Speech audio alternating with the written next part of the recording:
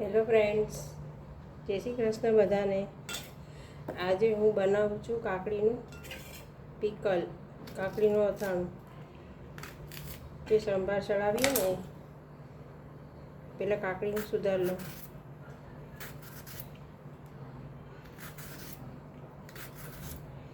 બાર મહિનાનો સંભાર હોય ને રાઈ મેથીના કુરિયાનો, એ કાકડી સુધારી ને એમાં ચડાવવાનું હોય।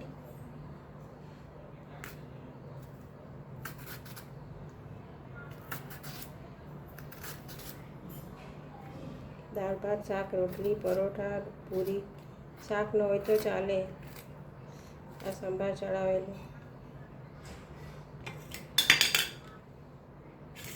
હવે સુધારી લઈશ।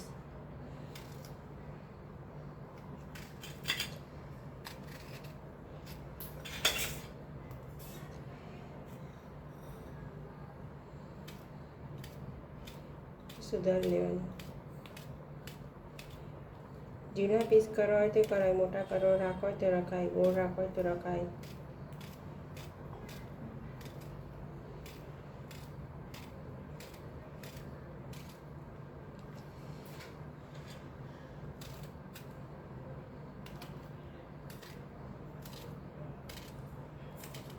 અમારે તો આ ભાવે છે, શાક ન હોય તોય ચાલે। હવે આપણે એમાં મસાલો નાખશું। 12 મહિનાનો જે આવે છે ને એ મસાલો નાખવાનો છે।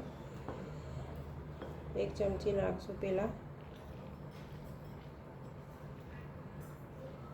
અત્યારે કરો ને તમે 1 કલાક પહેલાં, જમ્યા પહેલાં 1 કલાક પછી કાઢીને ખાવાનું।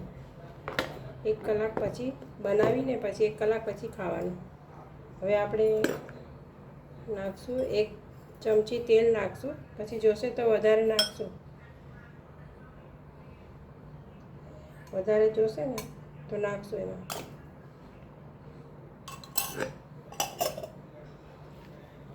હાથેથી જ મિક્સ કરવાનું એટલે મિક્સ થઈ જાય, બરાબર ભળી જાય મસાલો। જોઈએ એમ નાખવાનું। હજી થોડો જોશે આમાં, અડધી ચમચી જોશે આમાં, નાખી દઈએ।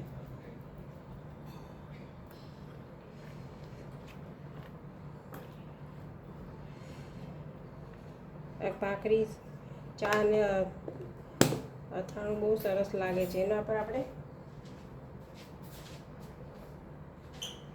ધાણા નાખી દઈશું થોડા ગાર્નિશ માટે। આ તો એમને મેં ભાવે છે। આ આપણું પિકલ તૈયાર છે। ગમે તો બનાવજો, વિડીયો જોઈને લાઈક કરજો, શેર કરજો, સબસ્ક્રાઈબ કરજો અને જય શ્રી કૃષ્ણ, આવજો।